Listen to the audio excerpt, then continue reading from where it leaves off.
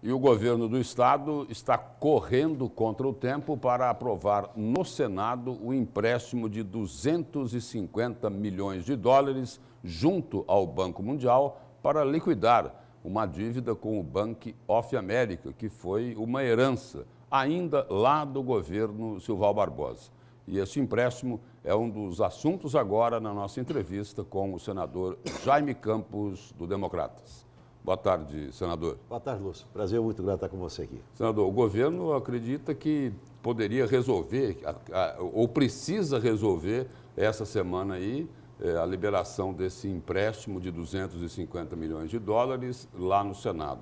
Tem tempo para isso, senador? Olha, a mensagem, de fato, o presidente entregou às mãos do governador e de toda a bancada que tivemos uma reunião com o governador, quinta-feira. Ele teria que encaminhar, certamente, lá para a presidência do Senado. Depois disso, aí, o presidente do Senado encaminha para a Comissão de Assuntos Econômicos. O presidente da Comissão de Assuntos Econômicos indica um relator da matéria e, feito isso, aprovado na Comissão de Assuntos Econômicos, retorna para a presidência do Senado, que coloca na pauta, ou seja, na ordem do dia para ser votado. É um prazo bastante exíguo. Precisa, então, esse pedido de empréstimo tem que passar pelo plenário. É obrigação, é obrigatório. Lá na Comissão de Assuntos Econômicos, sozinha não resolve. Não resolve não. Tem que aprovar na Comissão de Assuntos Econômicos e depois ir para o plenário da casa. Vamos fazer um esforço. Eu estou indo para Brasília agora à noite, vou me interessar pelo empréstimo lá de uma forma bastante contundente, ver se já foi de fato encaminhado para a Comissão de Assuntos Econômicos, para que o presidente receba e designe. Agora, não é uma coisa fácil, não. Assim, a toque de caixa, daqui a pouco alguém pede vista, o presidente é obrigado, por força do regimento interno, a abrir vista na Comissão de Assuntos Econômicos. Mas eu acho que, em últimas hipóteses, vamos pedir para fazer até, talvez, uma extraordinária na comissão, né, para votar. Caso contrário, só poderá ficar para a semana que vem. Vamos se esforçar o máximo possível, que o presidente designe um relatório, depois aprova, vai para o plenário e a plenária aprova. Que nas quinta-feiras não tem sessão, né? É apenas, meramente uma sessão branca que se chama lá. Então, o assunto temos que correr a fazer o possível que possamos aprovar essa semana. Caso contrário, só na semana que vem. E o governador Mauro Mendes, ele tem conversado com os senadores aqui de Mato Grosso para agilizar esse processo lá no Senado? Eu imagino que ele deve ter feito alguns contatos, não sei se ele fez com o Edson, se ele fez com a Selma. Eu, particularmente, independente de qualquer coisa, eu vou me esforçar o máximo possível porque esse assunto possamos encerrar, se possível, essa semana. Caso contrário, só na semana que vem. E o governador tem um prazo da assinatura do contrato com o banco que está financiando esses 250 milhões de dólares. Senador, um outro assunto aí que envolve também recursos federais são aqueles repasses do FEX que estão atrasados. O ministro da Economia, Paulo Guedes, garantiu ao governador e à bancada que vai liberar pelo menos uma parcela, né? Não, na verdade, é o seguinte, ou vai liberar as duas? Nós já tivemos uma conversa anteriormente com o ministro Paulo Guedes. Ele nos assegurou que até 20 de dezembro ia liberar 4 bilhões de reais para, naturalmente, fazer a partilha para todos os estados que são contemplados com esse dinheiro da FEX. E agora, na última quinta-feira, como eu disse a você, no audiência estivemos lá tratando de vários assuntos com o presidente da República e vários ministros participaram, ele estava lá. Eu fiz essa indagação. Ministro, aproveitando a oportunidade, estamos aqui com o governador, com a maioria da bancada nossa federal e parte da bancada estadual. Eu quero saber de viva voz aqui, se de fato o FEX, né, vai sair este ano aqui e qual o valor. Ele disse que sairá até 20 de dezembro 4 bilhões de reais. O que é a conta que eu faço?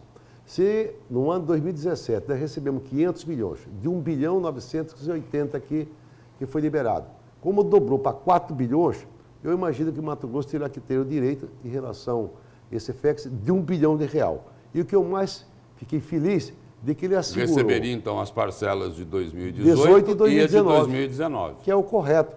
Então, eu acho, imagino que o ministro não tinha porquê, né, nós querer nos enganar ou mentir.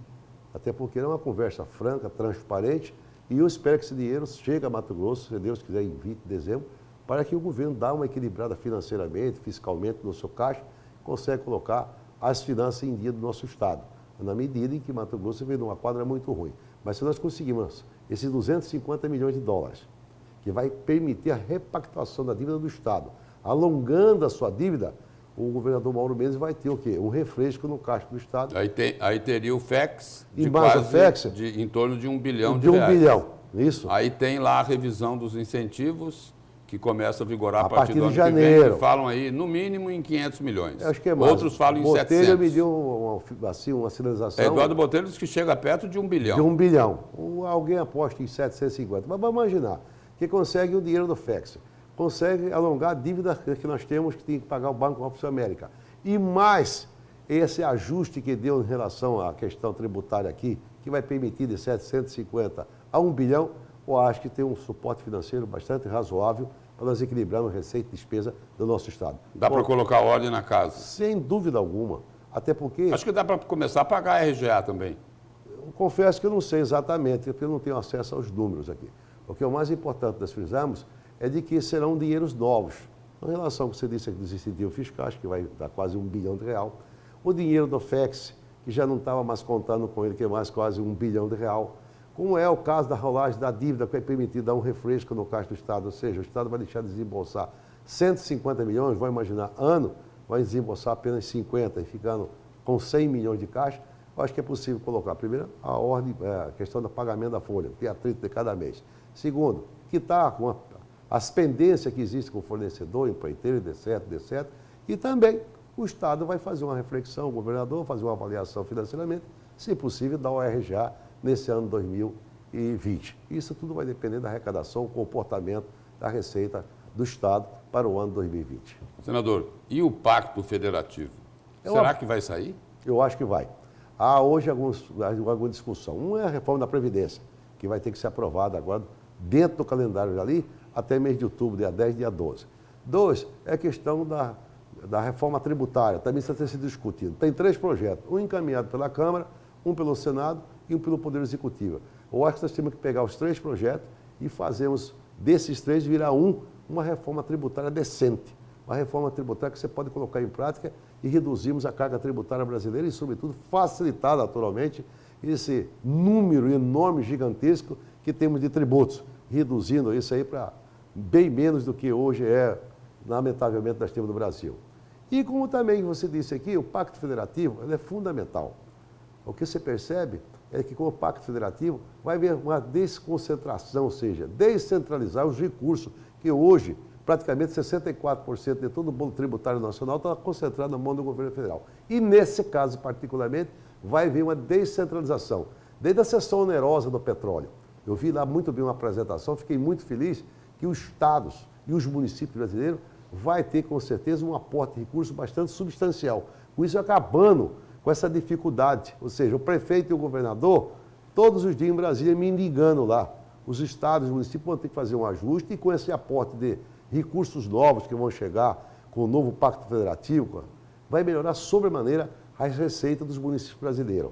Isso permitindo, com certeza, buscamos uma retomada do crescimento econômico, uma geração de emprego e renda e, acima de tudo, os municípios deixar de ser praticamente verdadeiros mendigos todos os dias procurando recursos lá em Brasília, que lamentavelmente poucos municípios brasileiros que têm condição de investimento nas obras de infraestrutura, nos programas sociais, da questão da saúde, da educação. Senador, eleições municipais. Vamos falar aqui de Várzea Grande e Cuiabá, começando por Várzea Grande. Em Várzea Grande, o nome para a sucessão da prefeita Lucimar Campos já está definido? É o vice-prefeito José Razão? Não, nós não estamos discutindo nesse exato momento a questão das eleições municipais, muito menos em Várzea Grande. Até pelo fato que eu acho muito precoce. Qualquer decisão, agora acho que é tomar de forma assodada, pode errar o tiro. O doutor, como você disse, Azama, é um belo nome, é o vice-prefeito da Lucimar, tem comportado muito bem, tem contribuído, colaborado com a Lucimar, como, assim, vamos imaginar, um secretário executivo lá na região do Grande Cristo Rei, feito um trabalho exemplar. É um bom moço, e eventualmente, seu partido escolhê-lo, pode ter a certeza, e eu espero que ele possa corresponder. Todavia, nós temos outros nomes, e eu tenho dito e volto a repetir, quando se fala eleição municipal, de Várzea Grande particularmente, eu tenho dito e volto a repetir, só a partir de maio. Eu acho que qualquer movimentação agora é muito cedo. E isso faz com que, eu acho que a coisa já começa a degringolar em termos do campo político, as pessoas já começam a achar que está no momento de fazer as eleições municipais. Nós temos que ter um bom quadro. E graças a Deus, o nosso grupo político, não falo só em termos de democrata, mas falo de demais partidos coligados, tem um bom nome lá na Várzea Grande, dentre ele o próprio, como você bem disse aqui, o Azama, temos Calil Baracate, temos o Chico Curvo, temos o Fabinho, temos tantos outros bons nomes, temos o Breno, enfim. Temos o Botelho, que eventualmente decidir ser candidato em Várzea Grande, também um belo nome. O que é o mais importante, que a Prefeitura de Várzea Grande, a nossa cidade, não pode ser entregue na mão de qualquer um. Depois do trabalho zeloso, exitoso que a prefeita Lucimar está fazendo, sobretudo organizar as finanças da cidade, nós temos que ter um prefeito com muita responsabilidade para bem gerenciar a nossa cidade. Senador, para encerrar, e aqui em Cuiabá? Aqui em Cuiabá, o DEM vai de candidatura própria, esse parece que é o desejo do governador Mauro Mendes, ou pode ter aí uma aliança com Emanuel Pinheiro, que anda conversando bastante com Jaime e Júlio Campos, não é? É meu amigo Emanuel Pinheiro, né? Ninguém pode desconhecer, está indo muito bem a sua gestão, particularmente eu tenho a sensação de que a gestão do Emanuel Pinheiro está indo de uma forma bastante, assim, aguerrida em relação aos investimentos necessários. Agora, quando você fala DEM, eu acho que o DEM teria a obrigação, se possível, de ter candidato a prefeito nas 141 cidades. Pelo fato de ter o governador do Estado, tem o senador da República, tem o presidente da Assembleia e tem um bom quadro de nomes. Agora, não se discutiu até agora, tinha visto algumas entrevistas do nosso amigo Fábio Garcia, que é o presidente do Diretório Regional, essa possibilidade de termos uma candidatura própria. Agora, até agora não tem nada fechado. E em política tudo é possível. Podemos ter a candidatura própria, que seria o ideal, entretanto, nada foge do controle se for o caso, apoiamos uma candidatura de um outro partido, seja Manuel Pinheiro, ou João, ou Sebastião, qualquer o nome, desde que seja um candidato que certamente corresponde com o aspecto, em termos assim, das aspirações do povo cuiabano, que possa ser um bom prefeito. Particularmente, eu nada contra o Manuel Pinheiro, é meu amigo pessoal, eu estou achando que está indo muito bem em frente à Prefeitura de Várzea Grande, de Cuiabá, até mesmo. Mas cabem Mauro Mendes e Emanuel Pinheiro no mesmo palanque? É uma boa pergunta. Uma boa pergunta. Esse aí, quem vai ter que responder vai ser o próprio Mauro Mendes, que vai ter que responder aqui. Eu não tenho nada contra o Manuel, é meu amigo, e faço política com altivez, com grandeza. De qualquer forma, vamos aguardar o momento oportuno. Acho que será um assunto para o ano que vem. Já se fala em Gilberto Figueiredo, Mauro Carvalho, Galo, Fábio Garcia, enfim. O Democrata tem candidato para dar, vender, emprestar e alugar. Tem bons nomes, bons quadros. Agora o momento será, eu acho que a partir do ano que vem. Senador, obrigado pela presença e pelas informações aqui no Jornal do Meio-Dia. Eu agradeço a você, Lúcio.